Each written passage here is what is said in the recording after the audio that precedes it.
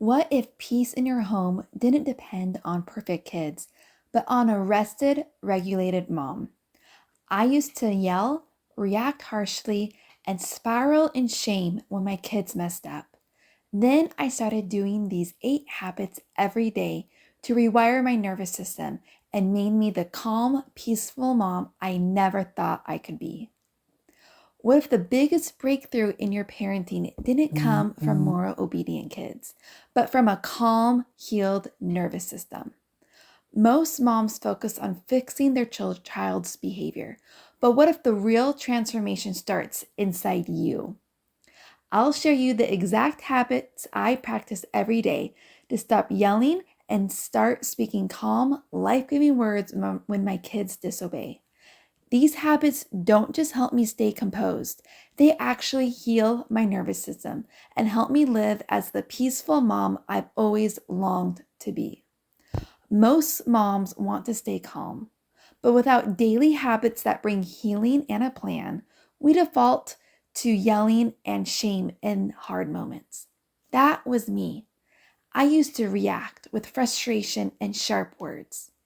Then I started seeing my kids do the same thing to each other. That's when I discovered mirror neurons, how a child's nervous system literally mirrors their mom's.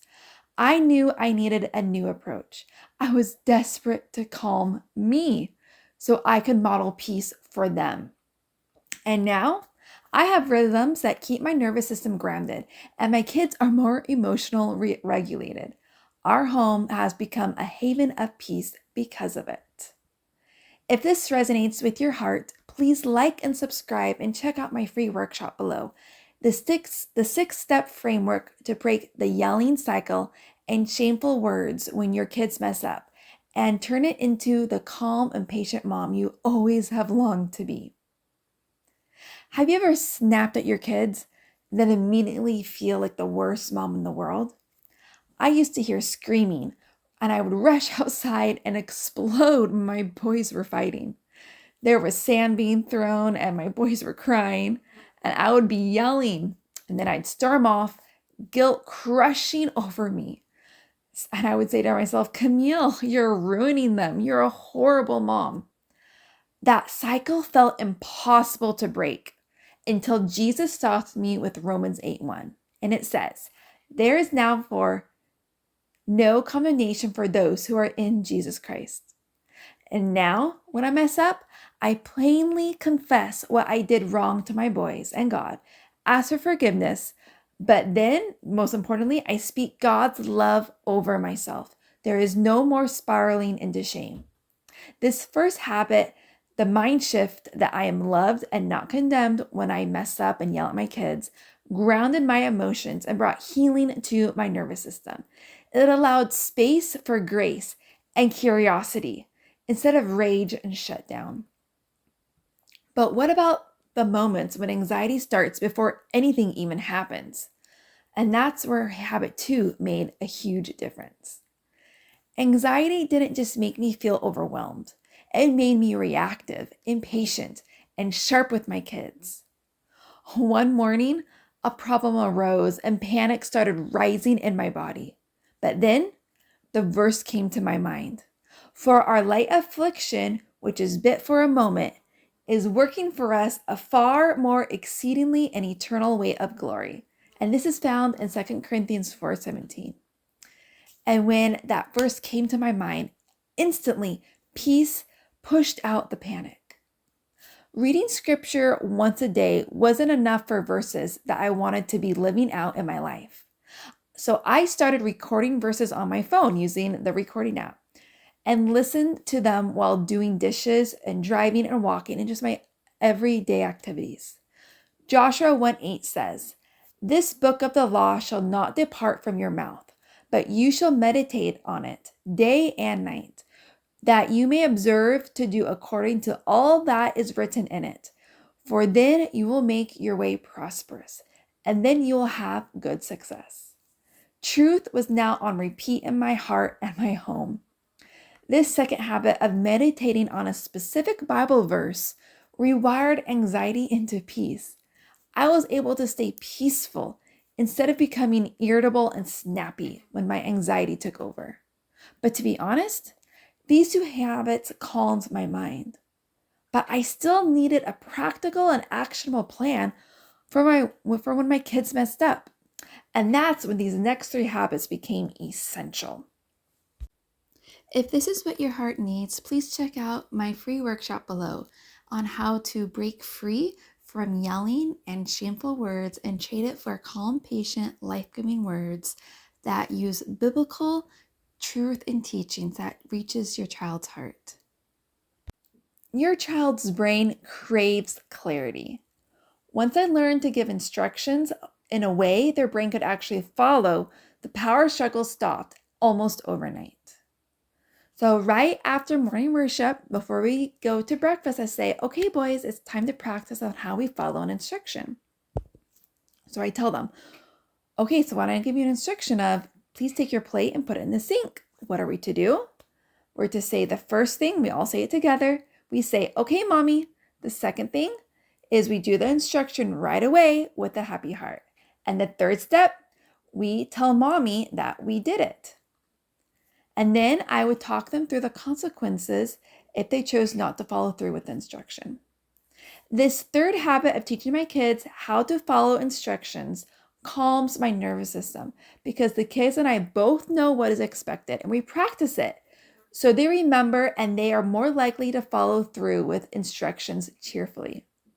But even training my kids how to follow instructions, they would still choose to disobey. They're human. So habit 4 prepared me to always respond with calmness. When my kids disobeyed and my emotions ran high, I used to default to yelling because I had nothing else ready to say. But now, instead of snapping, I calmly say, just now, you took the toy and threw sand on your brother. So because I had practiced that line, just now, I stayed peaceful. This fourth habit of always using a pre-planned script helps me not to react with yelling, but describe what I say calmly by saying just now at the beginning of the sentence. This helps me keep the moment teachable and not explosive. Responding with calmness keeps me a peaceful mom and continually heals my nervous system. But the calm didn't stop there. Habit 5 kept my peace even when my kids did the worst thing possible. When the consequences was already decided, my peace stayed intact. I'd calmly say, son, because you disobeyed, here's your consequence. There is no surprises. Both him and I had already reviewed them. He already knew what was expected if he did this action. And the ultimate consequence for the worst thing a child could do, it was already decided and discussed with my kids. This gave me accountability and boundaries to not react harshly. This fifth habit of having pre-planned consequences took the pressure off in tense moments. This helped me become the peaceful mom I always wanted to be. But I started to realize my reactions weren't just about discipline. They were about how overwhelmed and overstimulated I was before the disobedience even happened. I could stay calm in the moment, but what if I could prevent these moments from stacking up in the first place? Habit 6 helped me do just that. And it started with one hard but freeing word, no. I used to say yes to everything, then wondered why I was constantly angry and overstimulated. I typed this message on my phone. I'm sorry, but we won't be able to make it to the play date. My heart sank for a second. But then I remembered, we already had one later in the week, and saying yes to everything made life rushed. And when I get rushed, I turn into an irritable mom. Habit 6 of learning to say no protected my time, but I was still running on fumes, emotionally and physically. I had space in my schedule. I was living a slower life, but I was still snapping by 8 a.m. That's when I realized peace needs more than just clear space on my calendar.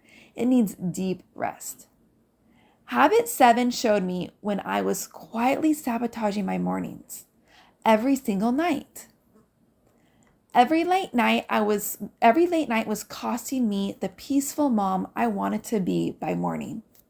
Mornings weren't chaotic because of my kids. They were chaotic because I went to bed too late.